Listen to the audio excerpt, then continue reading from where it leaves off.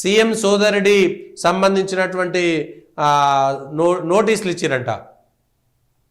CM సోదరుడి ఇంటికి నోటీసులు దుర్గం చెరువులో, ప్లస్ అట్లనే జన్వాడలో కేటీఆర్కి సంబంధించినటువంటి ఫామ్ హౌస్ కూడా ఇచ్చిర్రు. దానికి సంబంధించి కేసీఆర్ సంబంధించినటువంటిది కేటీఆర్కి సంబంధించి కూడా ఉంది.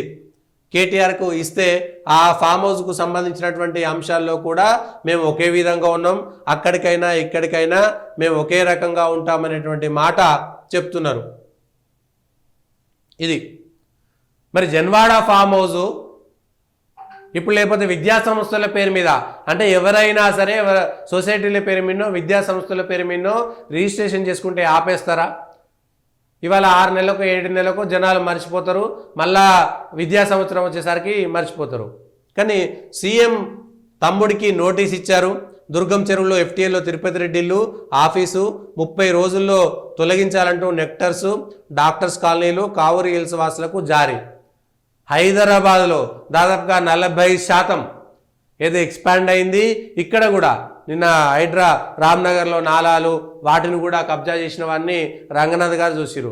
సో హైదరాబాద్లో 40% సంబంధించినటువంటి కట్టడాలు అయితే చెరువులు నాలాలు లేకపోతే గవర్నమెంట్ భూముల్లోనే జరిగినాయి. శ్మశానాలు పంజగుట్టలో ఒక శ్మశాన వాటికలో పెద్దది కట్టిరు, అది హిందూ శ్మశాన వాటిక కాబట్టి. అదే వేరే వాళ్ళ శ్మశాన వాటిక అయితే కట్టడానికి అంత ధైర్యం రాదు. పంజగుట్ట శ్మశాన వాటిక మొత్తం ఖరాబ్ అయిపోయింది. శ్మశాన వాటికలోనే పెద్దది కట్టారు ఇప్పుడు బిల్డింగు. దానికి అనుమతులు ఎవరు ఇచ్చిరు? శ్మశాన వాటికలో. దానికి ఆ శ్మశాన వాటికకు ప్రత్యామ్నాయంగా ఇంకెక్కడ భూమి చూపెట్టిరు? ఆల్రెడీ అక్కడ శ్మశాన వాటిక ఉన్నది.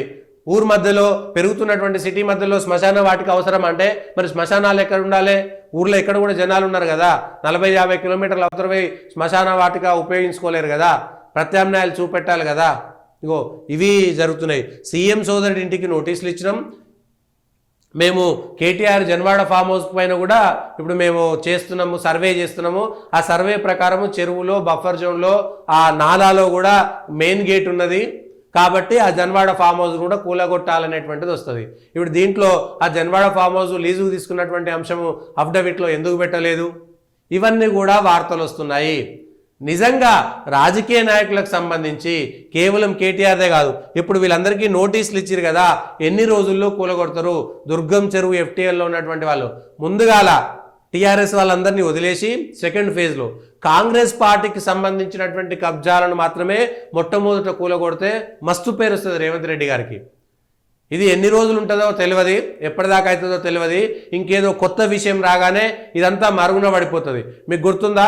ప్రజలందరికీ గుర్తుంటే టెలిఫోన్ ట్యాపింగ్ అని వారం 10 రోజుల పాటు టెలిఫోన్ ట్యాపింగే జరిగింది.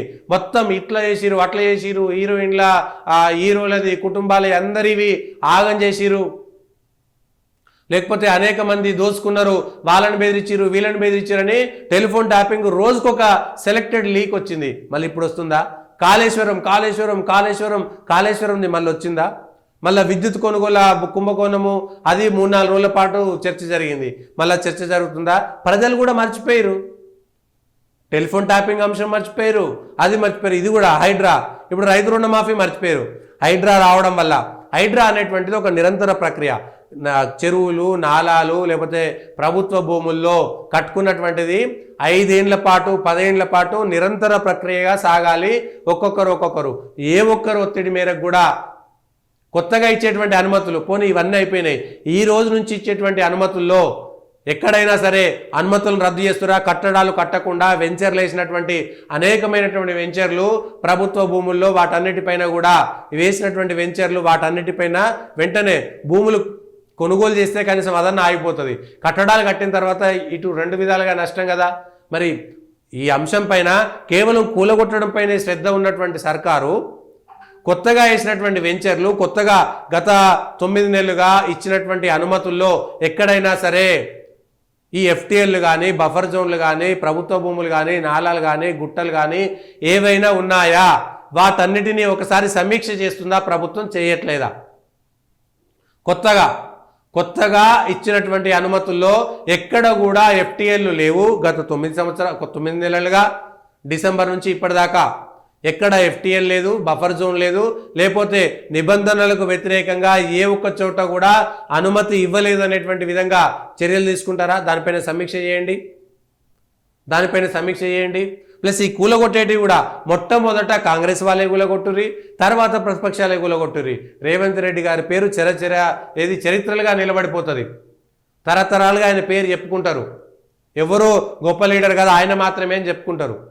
ఆయన ప్రభుత్వం వచ్చిన తర్వాతనే చిత్తశుద్ధితో చేసేదనేటువంటి మాట చెప్తారు.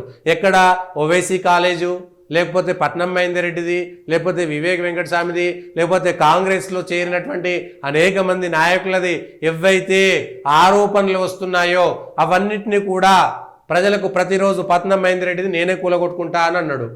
లేకపోతే పొంగులేటి శ్రీనివాసరెడ్డి గారిది నేనే స్వాగతిస్తున్నా అన్నాడు. కానీ స్వాగతిస్తే హైడ్రా ఇప్పటిదాకా వాళ్ళ ఇంటికి పోయి ఇది ఎఫ్టీఎల్లో లేదు లేకపోతే ఉన్నది అనేటువంటి మాట ఇప్పటిదాకా ఎందుకు చెప్పలేదు?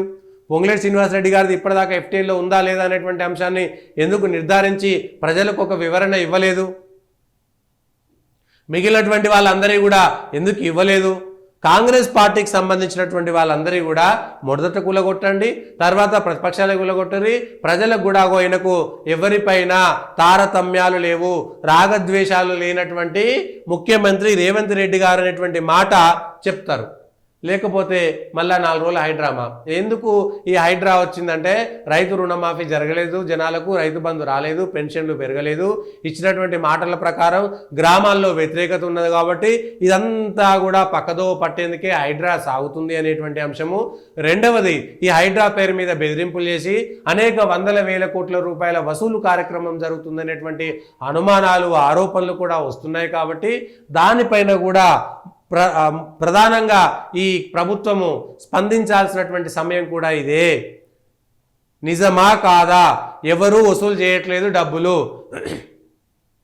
అనేటువంటి అంశం పైన స్పష్టత ఇవ్వాల్సినటువంటి అవసరం ఉన్నది.